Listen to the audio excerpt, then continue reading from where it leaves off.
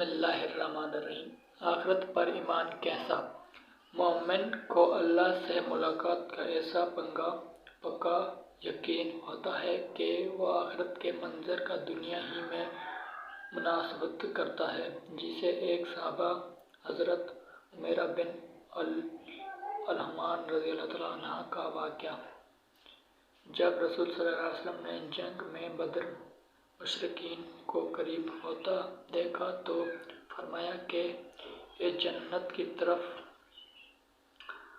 لپکو جس کو چوڑائی زمین و آسمان کے برابر ہے۔ حضرت عمیر نے کہا، بنج یعنی آؤ آؤ اللہ۔ آپ نے پوچھا کہ تم نے واہ کیوں کہا؟ تو عرض کرنے لگے کہ میں بھی ان لوگوں میں داخل ہونے کی امید آرزو رکھتا ہوں جو اس میں جانے والے ہیں۔ آپ نے فرمایا تم بھی ان لوگوں میں ہو جاؤ۔ پھر وہ اپنی تھیلی سے کھجور نکال کر کھانے لگے۔ پھر کہا کہ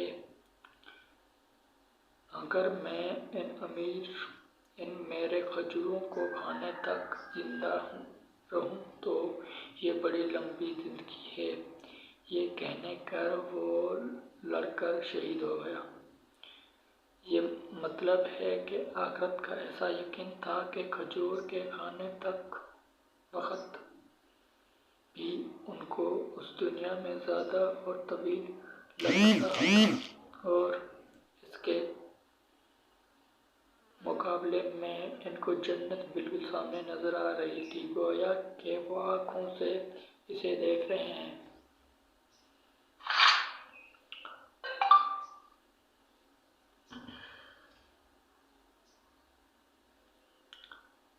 اور ان کے صابر حضرت موجد سلمان کہتے ہیں کہ میرے والد مقام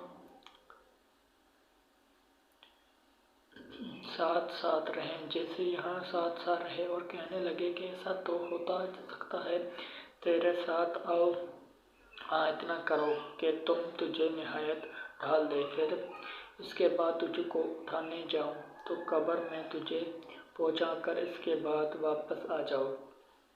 وہ مایوس ہو کر تیسرے چھوٹے بھائی کو بلا کر کہنے لگا کہ میں نے تجھے مارا ہے، بیٹا تجھے پر چھوٹا ہونے کی وجہ سے ظلم بھی کیا، لیکن اب میرا بڑا خراب وقت آ گیا ہے، میں مرنے جا رہا ہوں، میری کوئی سہارا نہیں، اس لیے میں چاہتا ہوں کہ تم میرے ساتھ رہو اور میری قبر میں بھی میرے ساتھ آ جاؤ۔ تو تیسرا بھائی کہنے لگا کہ ہاں، جب تک کہ روح تیرے موجود ہے، دم میں دم موجود ہے، تب تک بھی تیرے ساتھ ہوں، اور جب تو مر جائے گا تو نہانے دھونے سب سے شریک رہوں گا، اور جب قبر میں تجھے دفنا کر دیا جائے گا تو وہاں بھی تیرے ساتھ آ جاؤں گا۔ حضرت نبی کریم صلی اللہ علیہ وسلم نے یہ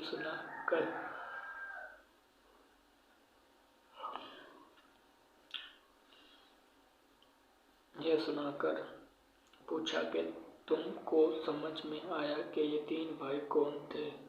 صحابہ نے کہا، اللہ اور اس کا رسول بہتر جانتا ہے۔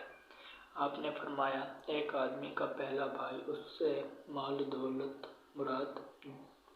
جب آدمی اسے کہنے لگا کہ میرے ساتھ قبر میں چلو تو مال دولت کہیں کہ نہیں ہے، تو میں تو تیرے ساتھ نہیں آ سکوں گا، جب تک تیری جان میں جان ہے تیرا ہوں، اور جب جان نکل گئی تو تیرا ہمارا کوئی رشتہ نہیں۔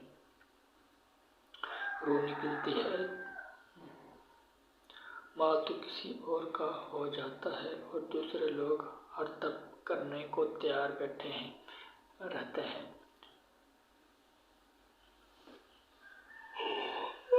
استغفر اللہ۔ تو دوستو، آج ہم نے کیا سیکھا؟